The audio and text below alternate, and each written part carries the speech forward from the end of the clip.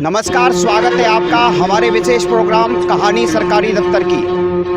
आज हम खड़े हैं सबलगढ़ जनपद के ऑफिस पर। हम आपको दिखाएंगे सबलगढ़ जनपद की पूरी कहानी, क्या विकास हुआ है, क्या जनपद में की स्कीम्स चल रही है, जनता तक कितना लाभ पहुंचा है, हम आपको पूरी रिपोर्ट दिखाते हैं। कहानी सरकारी दफ्तर की शुरुआत करते हुए सबलगढ़ के सरकारी दफ्तर पर नजर डालें, उससे पहले आपको इस शहर को बारीकी से समझना होगा ताकि आपको आगे एपिसोड देखने में तकलीफ ना हो। सबसे पहले हम, चूंकि सरकार बीजेपी की है, तो हम बीजेपी के युवा नेता संजय पाराशर से इस प्रोग्राम की शुरुआत करते हैं और समझने की कोशिश करते हैं। हमारे साथ बीजेपी के युवा नेता हैं संजय पाराशर जी। संजय पाराशर जी से बात करते हैं। संजय जी, ये बताइए, सबलगढ़ में खूब पैसा आ रहा है, लेकिन ये जनता तक कैसे नहीं पहुंच पा रहा है?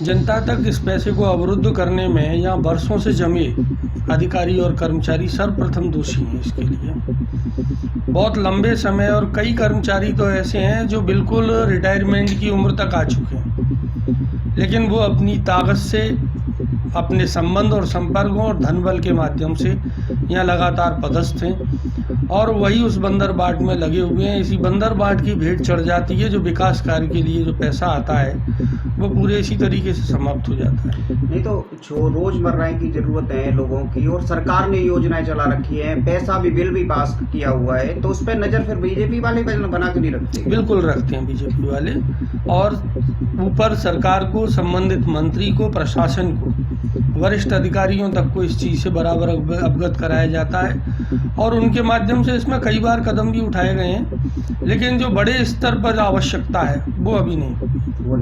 सबलगढ़ की बात करूं, सबलगढ़ की नगर पालिका के कार्यकाल की बात करूं, मैं पिछले 10 साल की बात करूं, आपके हिसाब से कितना डेवलपमेंट हुआ है और कितना इसको घाटा झेलना पड़ा है? सबलगढ़ नगर पालिका को नगर पालिका कहने में भी थोड़ा सा शर्म आता है। उसका प्रमुख कारण यह है कि नगर पालिका केवल जेब भरने का काम कर रही है। जो मैं केवल विरोधात्मक बात नहीं कर रहा, धरातल पे आप जाके इस चीज़ को देख सकते हैं। जहाँ तक विकास कार्य की बात है, तब वहाँ उस तरीके के विकास कार्य कराए गए हैं जहाँ पैसा विकास के कामों में तो ना के बराबर लगे और जेब की जरूर शोभा वो बढ़ाए।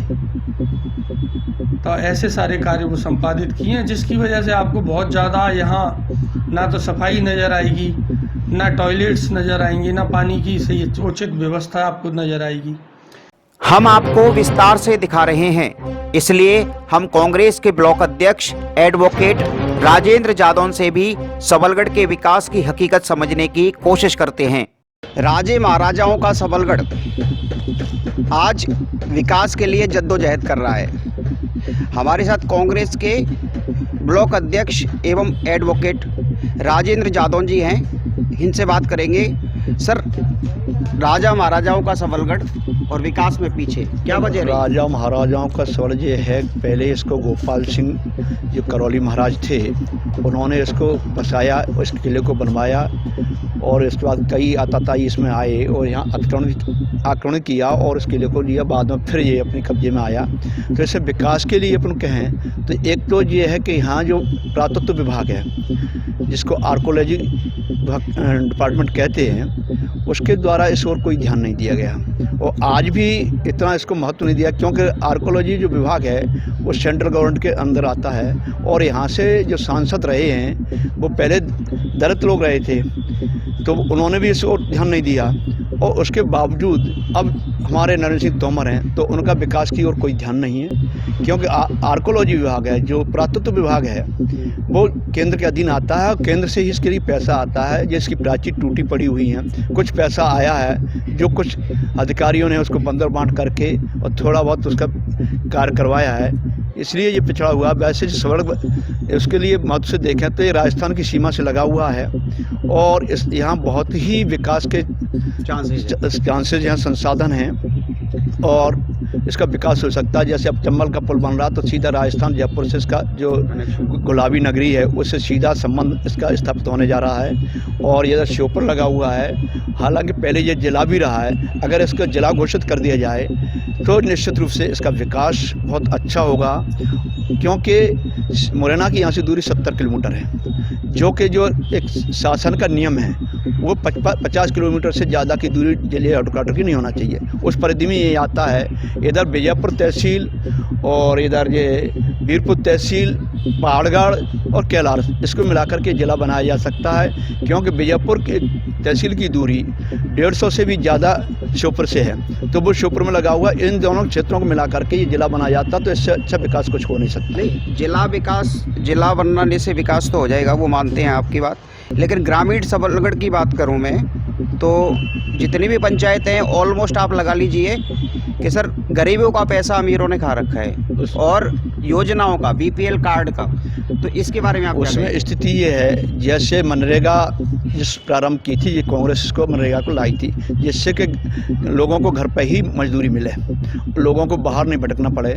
इसका जो है बंदर बांट हो रहा है, जैसे चेक डैम है, ये कार्य हैं और अन्य जो निर्माण हो रहे हैं उनमें जो है कि जो तकनीकी स्वीकृति जो इंजीनियर वगैरह देते हैं वो घर पर बैठे दे देते हैं और पैसे को खुद ही हड़प करके आम मौके पर कोई देखने नहीं जाते कैसा काम हो रहा है कैसा नहीं हो, और उसको पास कर देते हैं। तो इस तरह से ये विकास कहीं नहीं हो पा रहा है, क्योंकि जो अधिकारी, भ्रष्ट जो अधिकारी बैठे हैं जिले लेवल के, जो परियोजना अधिकारी हैं, वो इसमें पूरी तरह संलिप्त हैं। और हमने इसकी शिकायत भी की है कि पंचायतों के संबंध में जो कार्य हो रहे हैं कि धरातल पर इसमें सरपंच भी दोषी नहीं, क्योंकि तकनीकी संबंध में सरपंच तो जानते नहीं कि कहाँ से कार्य स्वीकृत करना है। जो सब इंजीनियर हैं, जो पीओ हैं, वो इसको क्या है स्वीकृत करके आप तो बना दीजिए। तो ऐसा कार्य जो हो रहा है और पैसे को खुद। सर तालाब में भी बात करें, कोरोना काल में मध्य प्रदेश सरकार ने तालाब निर्माण करवाया ताकि मजदूरी भी मनरेगा के माध्यम से मजदूरी बनी रहे। तालाब ऐसे बनाए गए हैं जिनका कोई कैचमेंट एरिया नहीं है। सरसों खड़ी हुई है सर। हाँ, वही मैं बताऊँ, ना तो कोई कैचमेंट एरिया है, सरसों भी खड़ी हुई। दूसरी बात, कोई एक नाला, उस नाले पर 1 किलोमीटर भी जगह नहीं हो, उस बल्कि 4-5 फरलांग के बीच में 3-3 डैम बना दिए गए हैं। ये स्थिति है, तो ये विकास है बीजेपी का। इस ओर कोई ध्यान देने वाला नहीं है। मेरे द्वारा शिकायत भी की गई कि भाई इस ओर देखा जाए कि जनता को इसका लाभ मिले और सबको इसका लाभ मिले और विकास हो, जैसे क्षेत्र का पानी की समस्याएं दूर हो, ये सभी स्थिति बने। इसके लिए हमने शिकायत की, किंतु शिकायत कहीं ठंडे बस्ते दब जाती हैं। तो और मेरे द्वारा जो शिकायत भी की गई तो उसकी जाँच भी परियोजना अधिकारी तिलक सिंह कुशवाहा को दी गई है, जो कि इसमें पूरी तरह आकंठ इसमें लिप्त हैं। अब वो क्या जाँच करेंगे। तो कांग्रेस इसके लिए कोई आवाज़ नहीं उठा? नहीं, आवाज़, और हम बताते हैं, हमने तो आपको बताया ऊपर तक शिकायत की है। जो एमजी हैं इसके, एमजी को शिकायत भेजी है, पर कोई सुनने वाला ही नहीं है। कोई सुनवाई नहीं कर रहा है। भाई मैंने आपको बताया कि जो जांच है वो जांच भी इसको दे रहे हैं, जो खुद उसमें लिप्त है, वो क्या जांच करेगा। करीब करोड़ों का घोटाला है, कई करोड़ों का। एक चेक डैम में 14 लाख 95,000 या 85,000 का ऐसा बजट है। और क्या इनका सबका एक ही एरिया है कि एक ही क्षेत्रफल है, सब में क्या उतना ही पैसा लगेगा।